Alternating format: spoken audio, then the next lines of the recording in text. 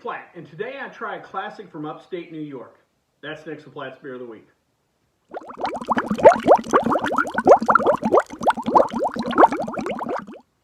So the particular beer I have today is Genesee, the base lager. Comes to us, of course, from the fine folks at Genesee Beer. Little background on Genesee. Genesee's history dates all the way back to 1857 with the opening of Rau and Reisky, hopefully I said that right, Brewing in Rochester, New York. Their motto, or what their business model was, lager brewery, first class saloon, bowling alley. You should have stopped right there because you had perfection. Just like I said, just sound like a place I'd love to go to.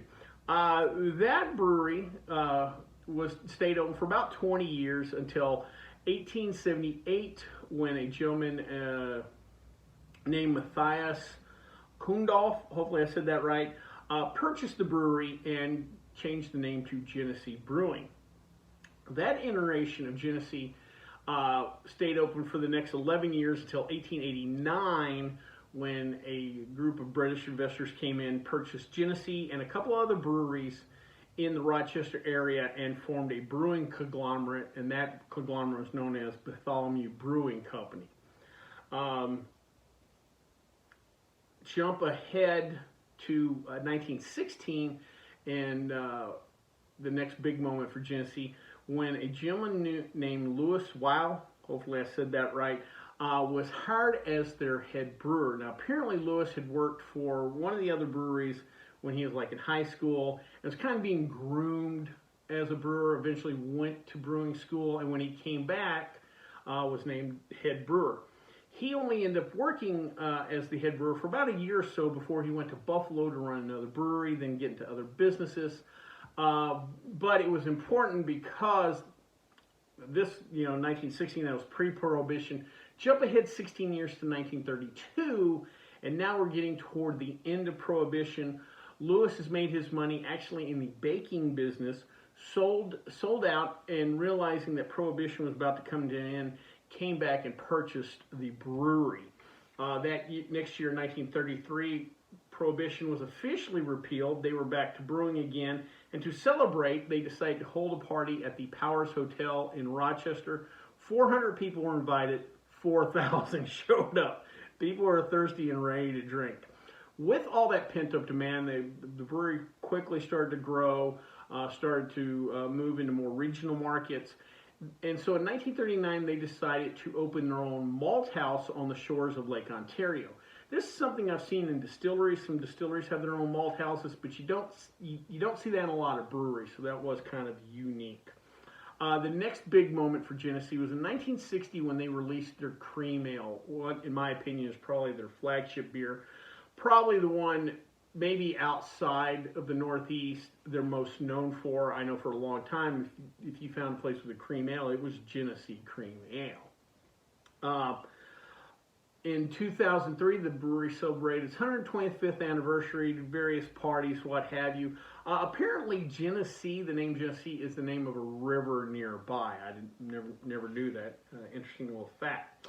We move ahead to 2009, when KPS Partners, one of these big kind of hedge fund investment firms, came in and purchased the brewery, along with Labatt USA. Now, apparently Labatt USA was under the Anheuser-Busch umbrella at the time, but with the coming InBev Anheuser-Busch merger, a lot of regulatory bodies, well, you need to drop this brewery and that brewery to avoid monopolies, and Labatt USA apparently was one of those. Jump ahead 3 years later, 2012, and a company known as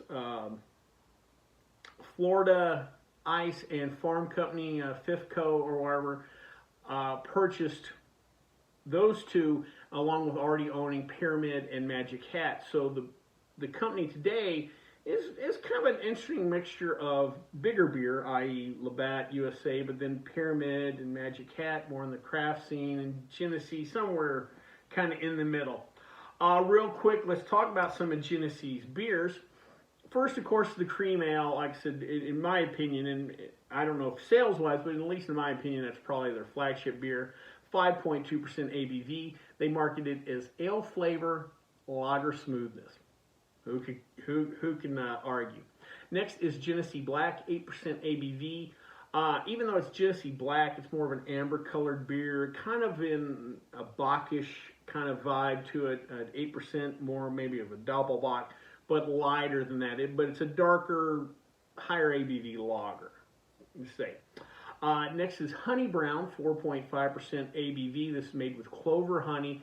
What makes Genesee kind of unique compared to other kind of old school brands that have survived the years, you know, your Paps, your Hams, you know, what have you, is that most of those, if they're still around brewing today in whatever form or fashion, they have kind of a generic lager, a light, maybe an ice, but not a full line. Genesee still has a full line of beers and does some different kind of stuff, not just a generic lager.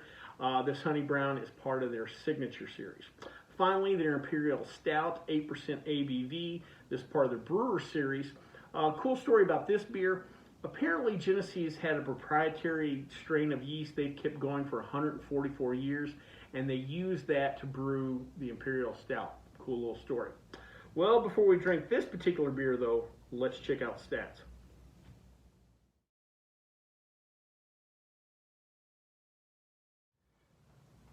So today I want to talk to you about a couple of neat projects. I just randomly the other day just decided to Google Beer Hall of Fame to see if somebody's built a Beer Hall of Fame. I didn't find that, but apparently there are a couple of beer museum projects in the works. First, if you go to brewmuseum.com, this is, again, a museum that's not open, but hopefully a future project based in Pittsburgh. They claim that Pittsburgh's kind of the perfect spot. It's in that northeast Midwest corridor. The older industrial cities that have had histories of breweries dating back 150 plus years. Pittsburgh's kind of centrally located, kind of between the big cities of the Great Lakes and your New York, Philly, what have you. Also pretty good, pretty rich brewing history. Apparently this project was started pre-pandemic, and so that's obviously hurt that. But they have like a patrons page and different merchandise you can buy, what have you, but definitely check that out, brewmuseum.com. There's also here on the West Coast apparently a project going called museumofbeer.com. This is based in San Diego. This project, from what I gather, is more of a craft beer museum, which makes sense, San Diego being one of the great hubs of craft brewing. San Diego would be a perfect spot for like a craft beer or a museum or Hall of Fame, whatever. But hopefully these two projects, neither one's open, but hopefully they get off the ground, because it would be fun to go to a beer museum. Just what a great idea. Well, enough about beer museums. Let's drink a beer.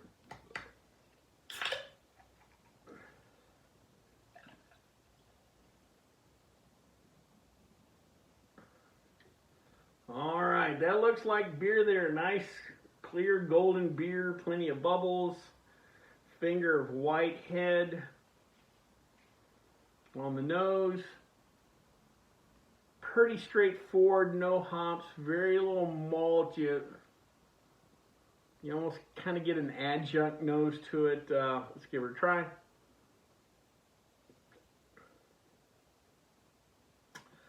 It's just a nice kind of straightforward lager. It comes off in the mouth a little bigger bodied. I guess when you grab a can and it's kind of an American lager, you're already in your mind thinking Bud Light, Coors Light, Miller Lite, and just that kind of lightness and glorified golden water. This has a little bit more viscosity in it.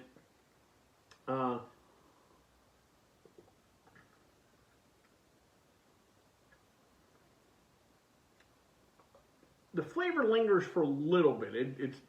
There is a flavor. It does sit on that palate just for a second, but it does kind of sit on the palate. Just a slight hint of malt. You do get a little bit of sweetness, but not a lot. Again, you're not noticing the hops. But this, if you think about where this is produced and the history behind a beer like this or whatever, if I worked in an auto factory or the iron mines or in Rochester, I think they're right on the big lake or wherever, if you work in a shipyard, you get off work and want something thirst quenching, I can definitely see where, back in the, back in the 50s or wherever, working a shipyard, you got off, hey boys, let's go get around in Genesee. I can see where this beer would come out all right, and yeah, I think it's just a nice, easy drink, and again, fits with that, blue collar mentality. Well, I hope you liked this video. If you did, please subscribe down below. Also, please like the video because it lets YouTube know we're putting out good content. If you have any questions, comments, concerns, or beers that you'd like me to try, please leave them in the comment section, or you can always contact me on the Twitter page. Till next time, bottoms up.